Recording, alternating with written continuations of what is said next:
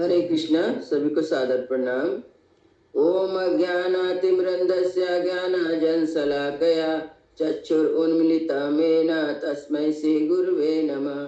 श्रीचैतन्यमनोभीष्टं स्थापितं येन भूतले स्वयं रूपं कदा मह्यं ददाति स्वपदान्तिकं।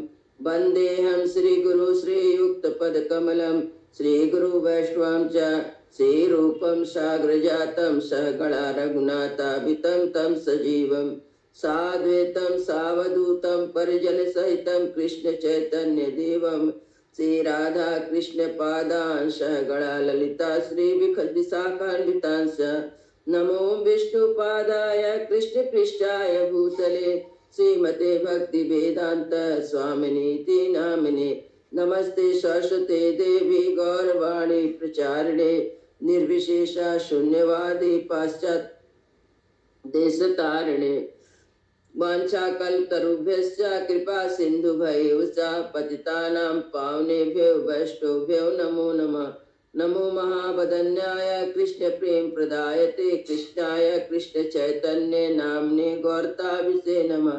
हे कृष्ण करुणा सिंधु दीन बंधु जगतपते गोपेश गोपिका कांता राधा कांता नमस्तुते। तप्त कांचन गौरांगी राधे वृंदावनेश्वरी विश्वानुसुते देवी प्रणमामि हरिप्रिये। जय श्री कृष्ण चैतन्य प्रभु नित्यानंद श्री अद्वैत गदाधर श्रीवासादि गौर भक्त वृंदा। हरे कृष्ण कृष्ण कृष्ण हरे हरे हरे राम राम राम हरे हरे। शिला प्रभुपाद की जय। मंगलाचरण की जय। भगवद गीता यथारूप अध्याय 1 श्लोका नंबर 3। पश्यतां पाण्डुपुत्राणाम् आचार्यं महतिं च मुं व्यूढां द्रुपदपुत्रेण तव शिष्येण धीमता पश्यतां पाण्डुपुत्राणामाचार्यं महतिं च मुं व्यूढां द्रुपदपुत्रेण तव शिष्येण धीमता। पश्च मतलब देखिए एताम इसे पांडुपुत्राणाम पांडु के पुत्रों की आचार हे आचार महतिम विशाल चमुम सेना को व्यूढाम व्यवस्थित दुपद के पुत्र द्वारा तव तुम्हारे शिष्य द्वारा धीमता अत्यंत बुद्धिमान।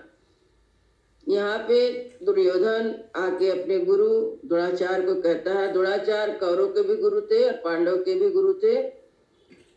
तो आके कहता है कि हे आचार्य पांडु पुत्रों की विशाल सेना को देखिए और जिसे आपके बुद्धिमान शिष्य द्रुपद के पुत्र ने इसे कौशल से व्यवस्थित किया है।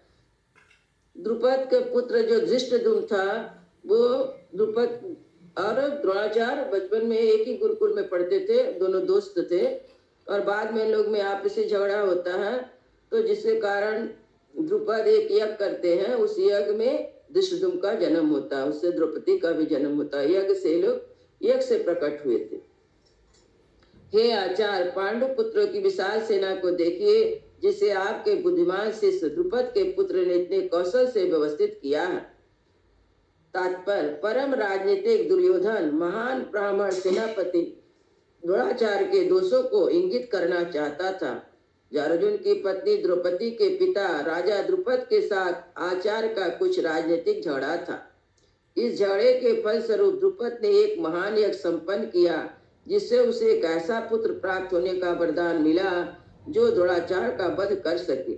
द्रोणाचार्य ने इसे भली भांति जानता था, किंतु जब द्रुपद का पुत्र धृष्टद्युम्न युद्ध शिक्षा के लिए सौंपा गया तो द्रोणाचार्य को उसे अपने सारे सैनिक रहस्य प्रदान करने में कोई झिझक नहीं हुई।